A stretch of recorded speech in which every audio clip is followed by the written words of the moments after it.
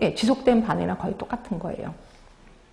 그래서 스트레스가 계속 지속될 때 내 몸에서 스트레스 호르몬이 계속해서 나오는 거죠. 나를 정신 차리게 한다라고 보시면 될 것 같아. 그러다 보면 언젠가 이 호르몬을 다 쓸 때가 있겠죠. 이 호르몬을 다 써. 그 다음 단계가 이제 소진 단계가 되는 거예요.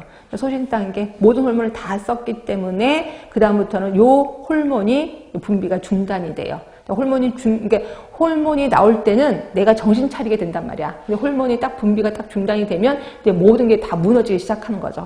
이 무너지는 증상이 두통, 또 가장 무서운 게 암, 뭐 당뇨, 심장병, 아니면 이제 갑자기 죽는 거죠. 말 그대로 급삭을 하는 거죠.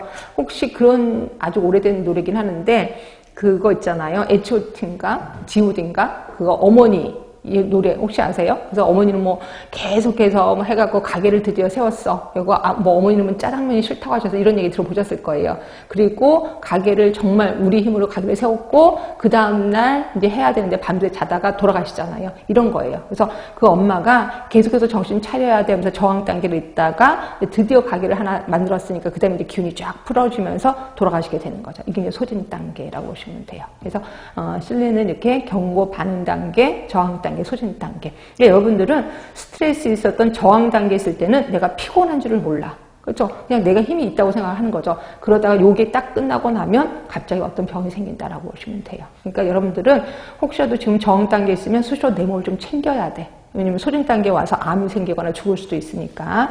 하여튼 그런 얘기를 하고 있고, 그 다음에 세 번째 심리 행동적 스트레스 반응 같은 경우는 그냥 보시면 될 것 같고요. 이것도 한번 보긴 합시다. 그냥 보시면 됩니다라고는 여러분 안 보고 그냥 넘어가더라고요.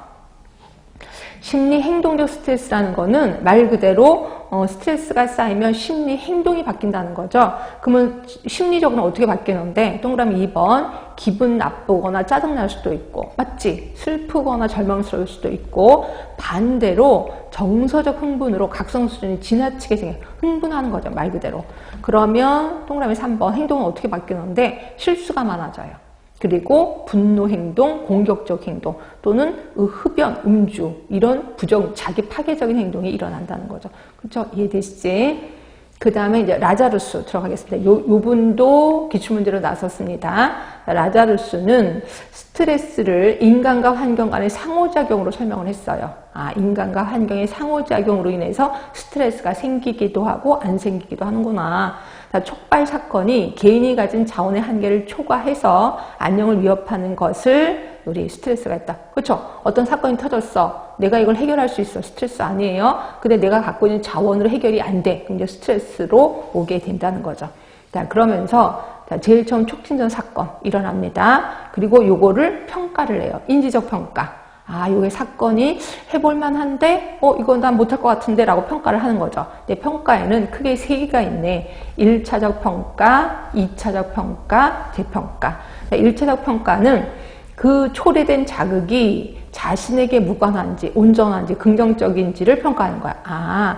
자극 자체를 평가하는 거야. 1차적 평가는. 요 사건이 진짜 스트레스야? 위험한 거야? 이런 걸 평가한다는 거죠. 그럼 2차적 평가는요? 2차적 평가는 이 상황에 대처하기 위해서 개인이 가진 기술 자원, 지식에 대한 평가야. 이 사건을 내가 해결하기 위해서 알고 있는 지식이 있나? 내가 알고 있는 어떤 기술이 있는지, 또는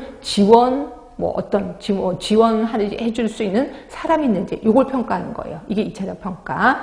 자, 그리고 나서 재평가를 해요. 그래서 그 큰 사건은 되게 큰 사건이야. 근데 다행히 이거를 풀 수 있는 자원을 내가 갖고 있어. 별거 아니네. 라고 재평가를 한다는 거죠. 근데 그 사건 자체가 굉장히 큰 사건이야. 근데 나는 이걸 풀 수 있는 자원도 없고 나를 도와줄 수 있는 사람도 없어. 엄청 큰 사건, 스트레스로 다가오겠구나 라고 느끼시면 돼. 그래서 인지적 평가에는 크게 3단계의 평가가 있구나.